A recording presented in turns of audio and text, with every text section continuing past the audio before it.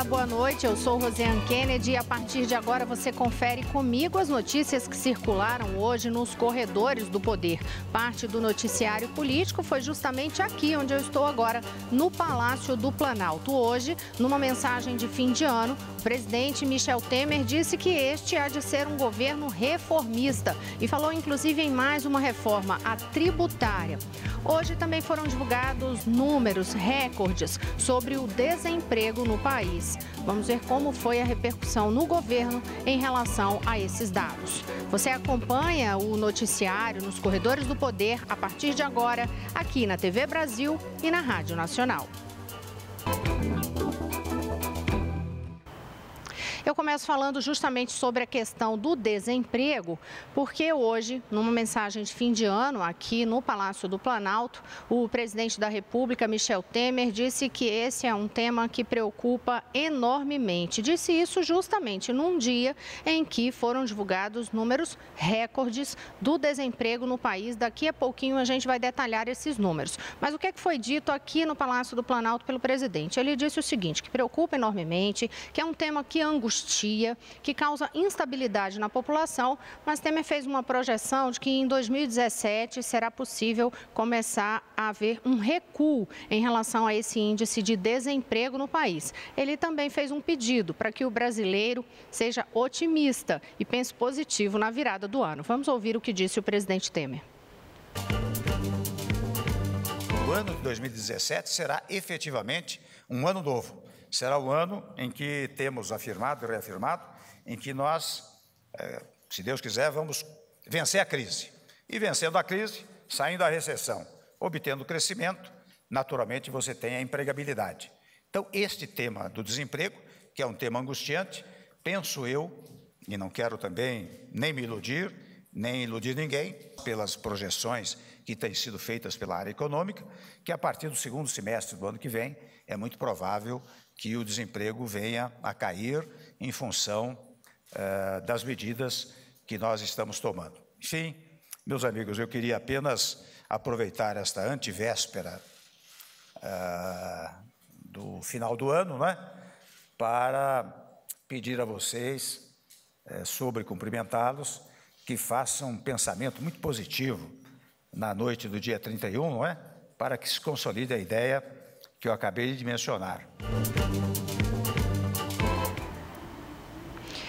A ideia referente a essa questão de ser um ano novo e que mude. Temer até chegou a falar que 2017 não vai ser uma continuidade do que foi 2016 e disse que adotou várias medidas econômicas já esse ano para tentar mudar esse quadro econômico a partir do ano que vem. Agora, em relação a esses números difíceis da economia, a gente vai justamente agora sim detalhar o que foi divulgado hoje sobre a situação do desemprego no país, que é resultado aí de anos de crise em relação ao emprego no país, a situação econômica no Brasil. Quem tem os dados detalhados com esses números recordes sobre o número de desempregados no país é Priscila Rangel, diretamente do estúdio da Rádio Nacional. Boa noite, Priscila. Boa noite, Rosiane. Em novembro, o Brasil perdeu 116.747 postos de trabalho com carteira assinada, de acordo com o CAGED, Cadastro Geral de Empregados e Desempregados. O resultado é maior que o verificado em outubro e menor do que o registrado em novembro de 2015.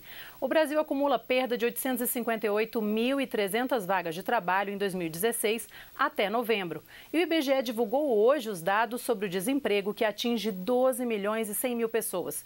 O número equivale a 11,9% da população economicamente ativa. Essa taxa de desocupação e o contingente de pessoas são os mais altos da série histórica da PNAD, Pesquisa Nacional por Amostra de Domicílio Contínua, iniciada em 2012. O número de desempregados teve um crescimento de 33,1% em relação ao mesmo trimestre do ano passado, o equivalente a 3 milhões de pessoas a mais em busca de trabalho. O contingente de ocupados hoje é de 90.200.000 pessoas. Rosiane. Obrigada, Priscila Rangel, que daqui a pouquinho volta com outras informações. Ainda sobre a mensagem de fim de ano que foi feita pelo presidente Temer aqui no Palácio do Planalto, hoje, no iniciozinho da tarde, Temer falou sobre um outro assunto espinhoso em relação a essa situação da crise econômica no país. Ele justificou por que vetou parte daquele projeto de socorro aos estados que estão enfrentando uma grave crise financeira. Tem alguns, inclusive, em situação de calamidade, como é o caso do Rio Grande do Sul, Rio de Janeiro e Minas Gerais. Michel Temer disse que da forma que o texto foi enviado do Congresso, foi devolvido do Congresso aqui para o Poder Executivo, não adiantaria de nada, porque não adiantaria dar dinheiro se não houvesse a contrapartida dos estados também assumindo medidas, adotando medidas para aí sim resolver o problema do rombo nos caixas estaduais. Então, o Michel Temer disse isso, mas afirmou que o governo continua buscando uma alternativa para auxílio da União aos estados que estão em situação financeira complicada. Vamos ouvi-lo. Isto, por acaso, quer significar que nós vamos abandonar os estados federados? Não. Nós vamos agora negociar com cada estado que esteja em dificuldades para verificar quais sejam as dificuldades, quais as contrapartidas que podem ser oferecidas e o que poderá a União Federal fazer para socorrer esses estados. De modo que o veto se justificou precisamente em função destes fatores, né? E a gente sabe que a crise também atinge as prefeituras. E hoje, representantes dos prefeitos vieram aqui ao Palácio do Planalto para pedir ajuda do governo federal para essa situação financeira nos municípios. Quem tem os detalhes do que foi conversado é a editora da Agência Brasil, Carolina Pimentel, que detalha a situação para a gente agora. Carolina. Boa noite, Rosiane. Os prefeitos reuniram-se hoje com o presidente Michel Temer para pedir a liberação ainda hoje da parte a que os municípios têm direito dos recursos arrecadados com a repatriação. Só que, Rosiane, o Tribunal de Contas da União determinou que o depósito dessa parcela, que aí vai ser referente ao Fundo de Participação dos Municípios, só pode ser feita amanhã, dia 30. E amanhã é feriado bancário, os bancos não vão abrir. Com isso, o dinheiro só vai cair na conta das prefeituras em janeiro, quando aí os novos prefeitos já tomaram posse. São quase 5 bilhões de reais que serão repassados para os municípios. O presidente da Frente Nacional de Prefeitos, Márcio Lacerda, disse que se o dinheiro não for liberado ainda este ano, quase 4 mil cidades vão fechar o ano no vermelho e sem cumprir as exigências da Lei de Responsabilidade Fiscal. Vamos aí ouvir Márcio Lacerda. A informação que corre é que pelo menos 60% estavam com muitas dificuldades para fechar as suas contas. Aos municípios interessa que entre nas contas amanhã, para poder figurar no balanço de 2016 essa disponibilidade para pagar, resta pagar. No encontro, os prefeitos sugeriram ao presidente Michel Temer a edição de uma nova medida provisória, liberando os repasses hoje, ou que o governo federal aproveite o expediente interno dos bancos para enviar o dinheiro às prefeituras. Isso porque os bancos vão fechar amanhã apenas para o público, mas funcionários vão estar trabalhando em serviços administrativos. Rosiane. Carolina. Então, Carolina, tem até um bastidor em relação a essa reunião de hoje aqui no Palácio do Planalto, porque também participou desta reunião o prefeito de Manaus, Arthur Virgílio. Ele conversou comigo depois desse encontro e Arthur Virgílio revelou o seguinte, ele me contou o seguinte, que quando ele chegou, ele até chegou um pouco apreensivo, preocupado. Ele falou brincando assim, cheguei pensando, será que em 2017 eu vou ter saudade de 2016? Mas disse que durante essa conversa, na qual também participou o ministro da Fazenda, Henrique Meirelles, ele disse que o ministro da Fazenda foi taxativo e afirmou que no ano que vem não vai ter queda de arrecadação. Fez essa aposta apresentando números de que não vai ter queda de arrecadação. E, portanto, Arthur Virgílio, o prefeito de Manaus, reeleito, ele disse que ficou mais tranquilo em relação a essa situação hoje ao ouvir isso do ministro da Fazenda. E outro bastidor em relação à própria agenda do ministro da Fazenda, que teve que adiar aí um pouco o recesso de fim de ano, um pouquinho de descanso. Esta semana a gente lembra que ele até teve que suspender suspendeu uma viagem internacional para participar de reuniões aqui com o presidente Temer, justamente para tentar resolver essa situação da crise financeira. A primeira reunião, essa convocação dele para a reunião, era aquela em que o presidente Temer e a equipe econômica estavam discutindo justamente se seria vetado ou não aquela lei de socorro aos estados, que a gente já falou anteriormente. Então, é uma semana muito intensa nessa reta final, né, de 2016 em relação a essa situação crítica nos caixas e, portanto, uma grande articulação na área econômica. Um bastidorzinho aí, só para você também sempre ter esse detalhe que a gente traz aqui nos corredores do poder. A notícia e o que é que acontece nos bastidores. Mas eu volto com Carolina Pimentel lá no estúdio. Carolina, já aproveita e me tira uma dúvida, né? Eu já estou no clima de fim de ano, aí nessas apostas de pensar positivo, eu já vim de amarelo. Eu estou vendo aí que você está num tom de roxo. O amarelo é para tentar superar a minha crise também aqui, né, financeira. Então já vou apostando no amarelo desde já. O que é que significa aí a sua cor de roupa? Já é buscando essa energia para 2017 também? É sim, Rosiane, olha, eu busquei o significado, espiritualidade e equilíbrio. E eu achei muito bom, né? Acho que 2017 merece aí ser um ano de muito equilíbrio, né? Mas, Rosiane, agora vamos falar um pouquinho de saúde.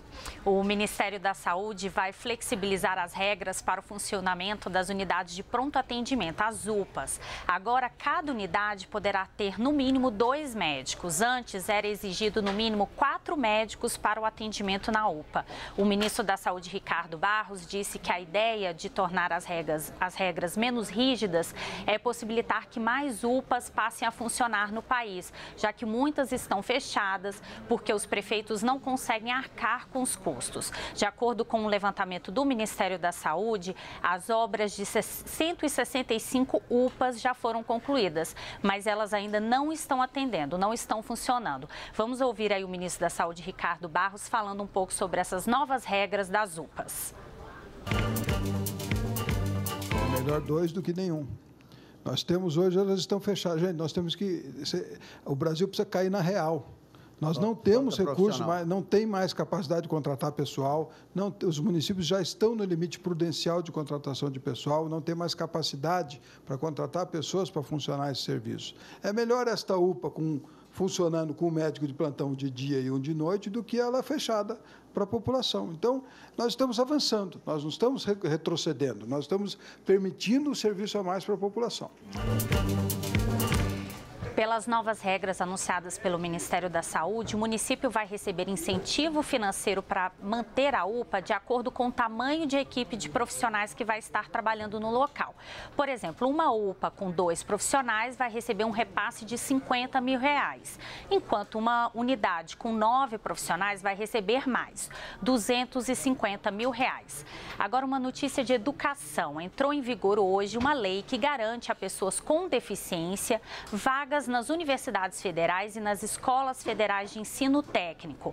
A legislação atual já determina que pelo menos metade das vagas nos cursos superiores aí nas instituições federais são para estudantes de escolas públicas. Dentro desta cota, pessoas de baixa renda, negros, pardos e indígenas têm prioridade. Agora, as pessoas com deficiência passarão a entrar na reserva também. As universidades federais já podiam instituir reservas de vagas para pessoas com deficiência, mas era opcional. A lei tornou agora essa cota obrigatória. Rosiane. Obrigada, Carolina Pimentel. E a gente lembra que todas as informações que estão sendo passadas aqui, você também pode conferir no site agenciabrasil.ebc.com.br. No próximo bloco, a gente fala de reforma administrativa, novidades sobre aquele caso do prefeito eleito lá de Osasco. Espera a gente aí, um pouquinho só, um minutinho, a gente está de volta.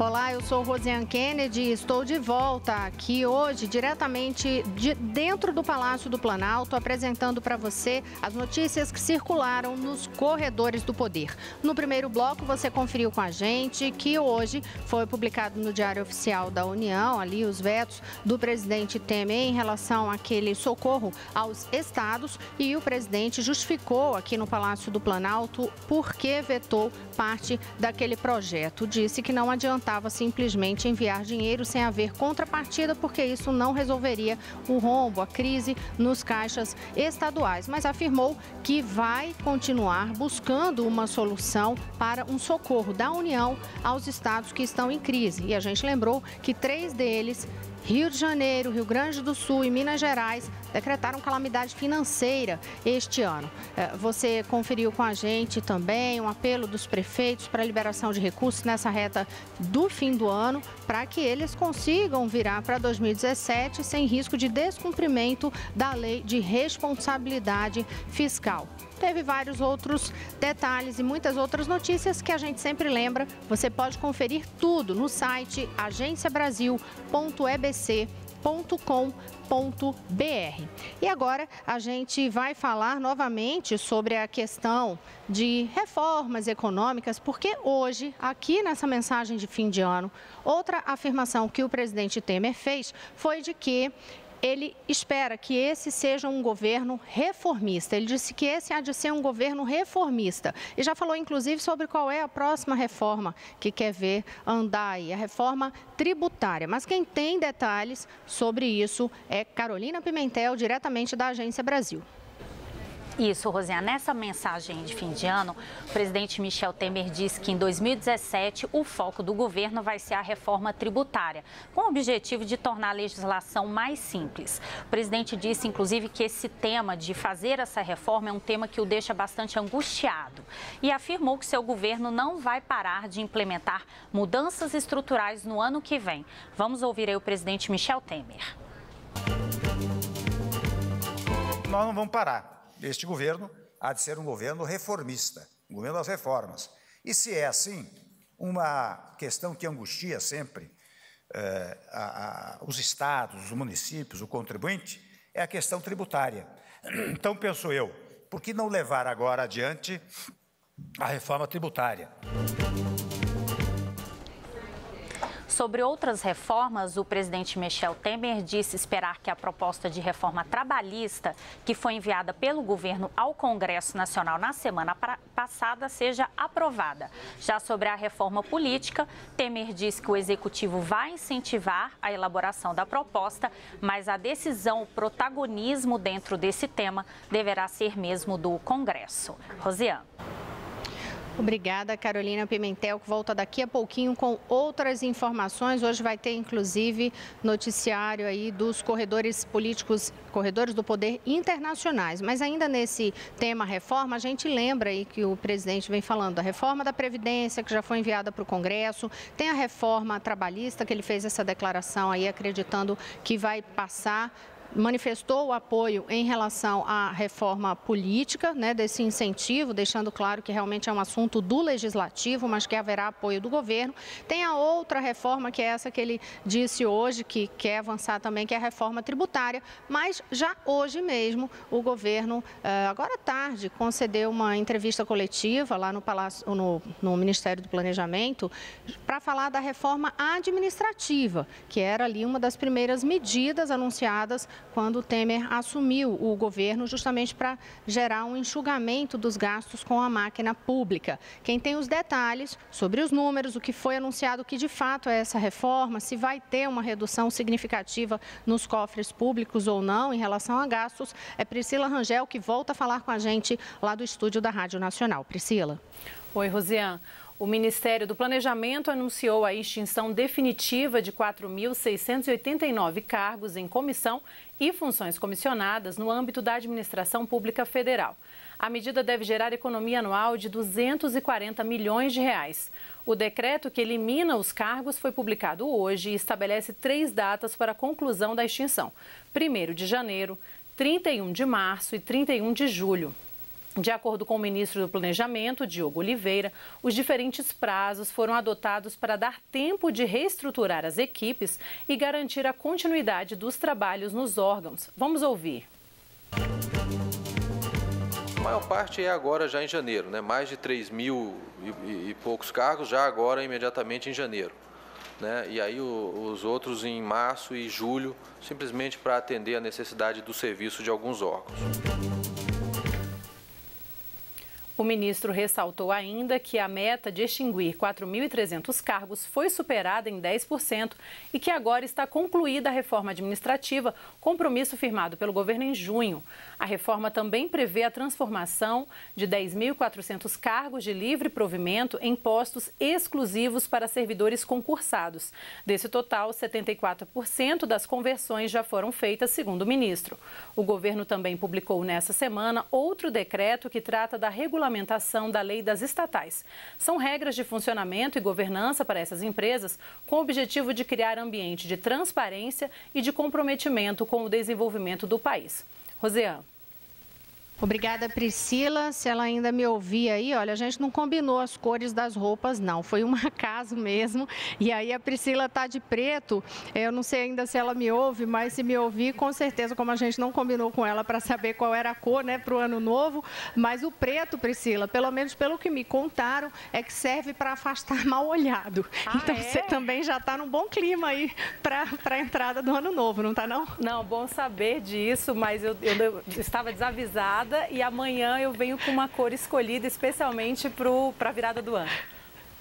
Não, a gente não combinou, não, foi um acaso. Aí eu vi aqui que eu estava de amarelo, já vi a Carol já viu o significado. Quando eu vi que você estava de preto, eu falei, pronto, então completou. Uma está vencendo a crise financeira, a outra está pegando espiritualidade e equilíbrio, a outra já afasta o mal olhado. Ou seja, a gente fez uma trinca perfeita para que 2017 seja maravilhoso, com equilíbrio financeiro, espiritual e ainda por cima, sem risco de olho gordo em cima de ninguém.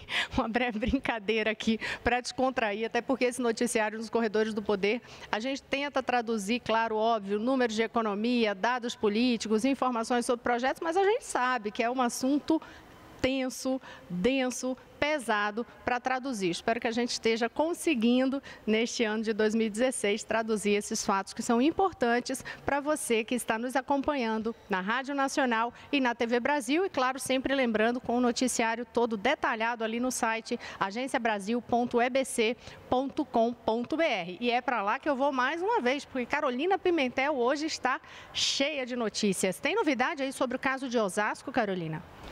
Tem sim, Rosiane. O desembargador Fábio Gouveia, do Tribunal de Justiça de São Paulo, concedeu liberdade ao prefeito eleito de Osasco, Rogério Lins, que foi preso na Operação Caça Fantasma. Rogério Lins foi eleito em outubro e atualmente tem mandato de vereador. Os 13 vereadores que foram presos na mesma operação também conseguiram liberdade, mas o desembargador determinou o pagamento de fiança de R$300 mil para cada um.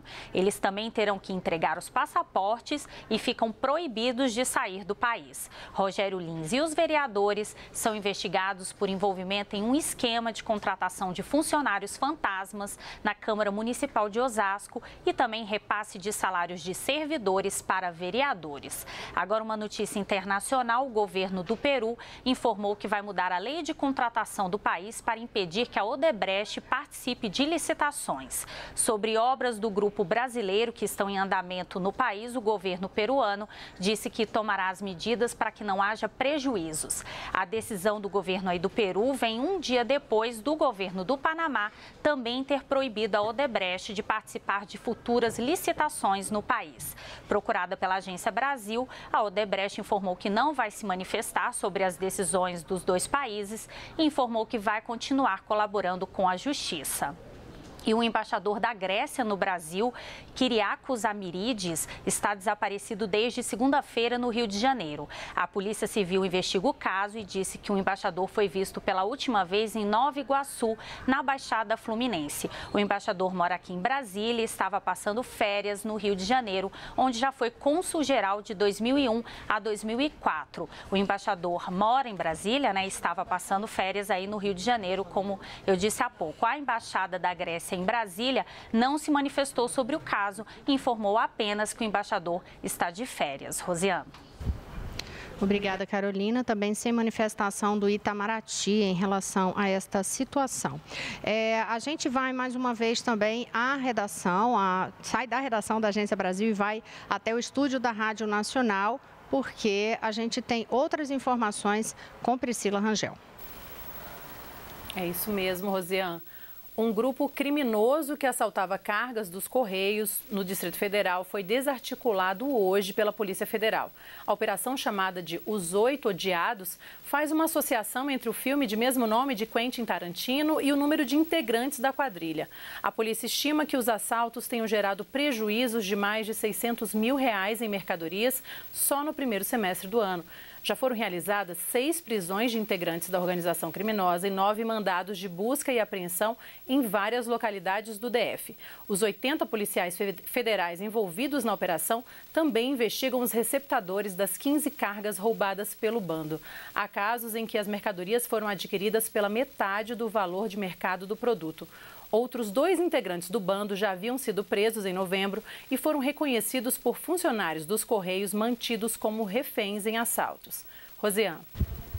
Obrigada, Priscila Rangel. Portanto, todas essas informações detalhadas lá no site agenciabrasil.abc.com.br. Segue a gente também nas nossas redes sociais. Você pode entrar no @EBC na rede, no Twitter. Tem também o Twitter da Agência Brasil, @Agência Brasil. Na TV Brasil diretamente, @TV Brasil. E se quiser me mandar uma mensagem, fazer alguma pergunta, me manda no meu Twitter mesmo, @Rosiane Kennedy, Rosiane com 2 N's, Kennedy com 2 N's e com DY. Eu volto amanhã com o noticiário aí do último dia útil desse noticiário nos corredores do poder. E aí a gente já volta depois em 2017. Eu aguardo você aqui amanhã. Até lá!